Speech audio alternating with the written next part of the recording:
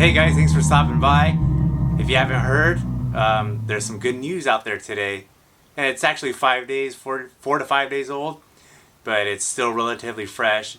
And that is DOD Digitech, they're back. They are posting on their socials again. It's just teasers for now, but whoever's running the account is kind enough to answer questions and reply to some of the comments.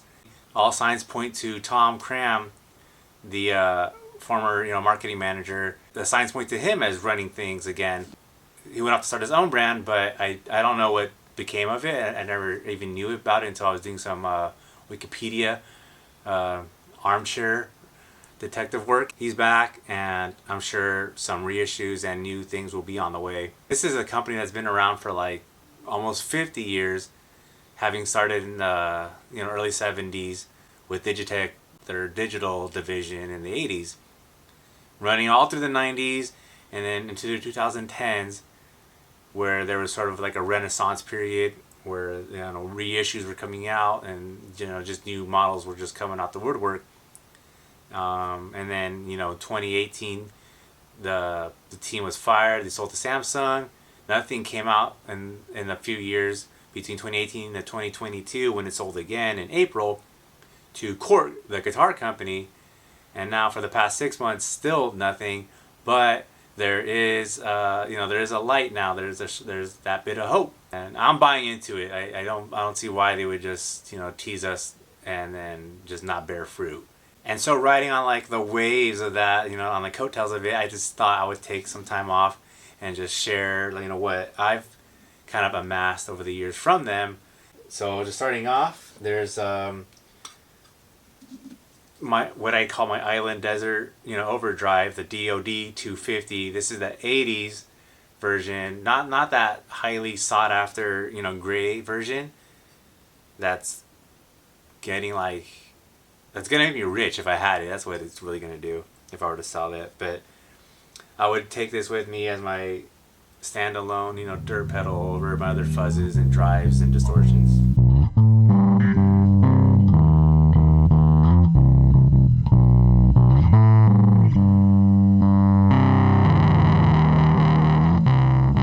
Very fundamental. My oldest friend, the envelope filter FX25B, used by the likes of Flea and me. This is like that auto wah thing I've talked about before.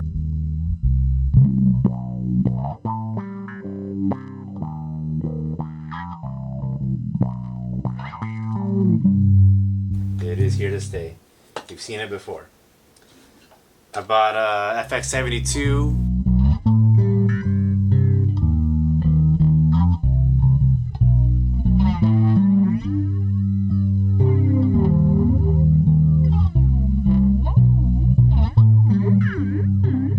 To record with professionally. It didn't make it in time, therefore did not make it on my last professional recording, and just kind of got shelled. But again, I don't see a need to get rid of it. My first step up into a real looper, I had the Wally little fridge magnet size thing. This is not the Stereo Jam Man. That one's more. This is my affordable Jam Man. However, it has an expandable memory with a chip inside where you could store another 200 saved setting or saved loops or samples, and I would use this live with I could add in a wind chime or just sort of background noise that you just can't recreate in a live setting. A pedal I once had, sold, and bought again this year because I missed it so much. Bass synth wall from the X series.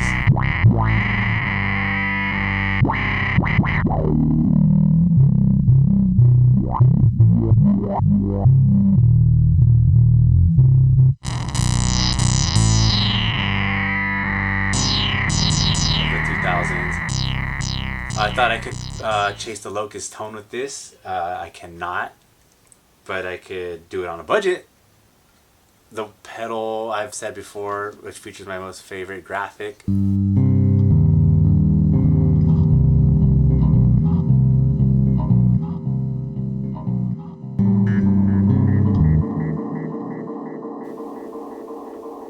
Digitech Obscura delay. 4 modes, stacked knobs, and then trails on or off, and then tap tempo, which can be accessed by holding this down. My secret weapon, my workhorse, anything that sounds like a guitar in my solo stuff.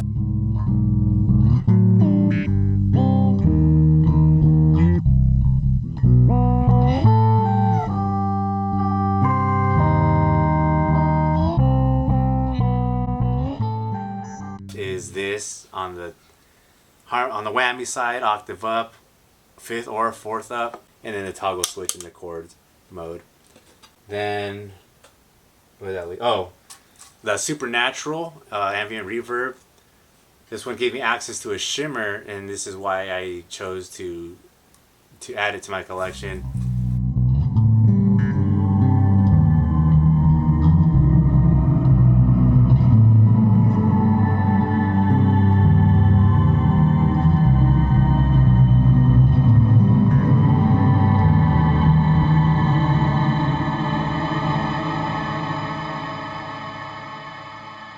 Not only is it sleek, it's black, very clean. It's really well maintained, and I bought this one used.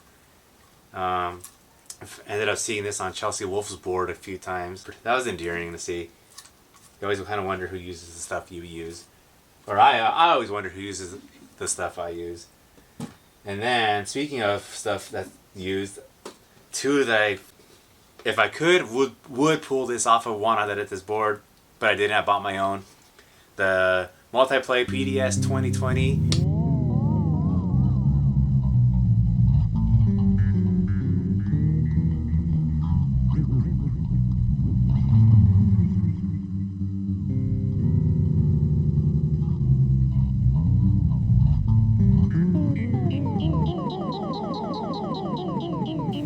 Delay, chorus, flange, but I'm always on the delay, and then I'm playing with the width and speed to get like a runaway delay, and then it kind of pitches up and down when you engage the hold. Well, even without the hold, it'll still do it, but obviously kind of decays over time. And then the meat box speaker popper. You'll hear the audio clip. You can use headphones. I recommend it.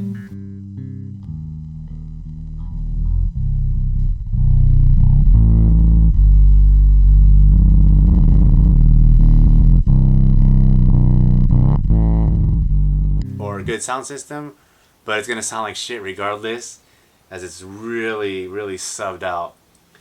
And for the reissues, I'm grateful for, because that's what this one is, from like 2012, 2013.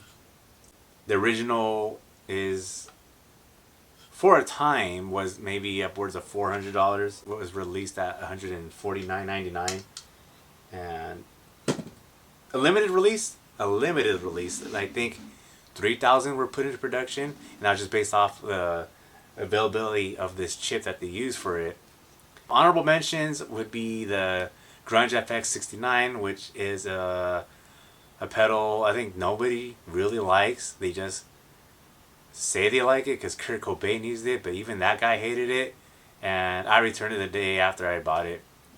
What kindled my love for like pedals was built off of the multi-effect units of the BP80 and BP50, where I could access things on a budget, and I could pick them up for like $20, break it, get another one for $20 used, because they're just that cheap, and no one wants those things. They're part of your tool belt as a starter.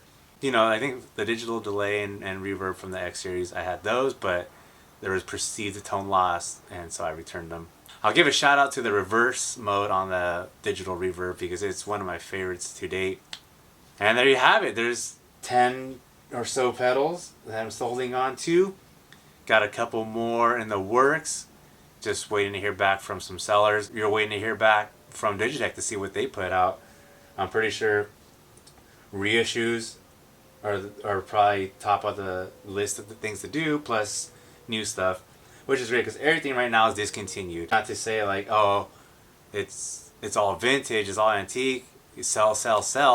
You just gotta scour the web, and you'll still find it. You're just not gonna find it brand new. In most cases. Yeah, so until we hear from them, You'll hear from me as soon as I get my hands on something new from them. I hope you all enjoy your Halloween. Got a big thing coming up, but not to get too personal. All right, everybody, take care. Stay safe. If you wear costumes, I want to see them. So with that said, I'll see you next time.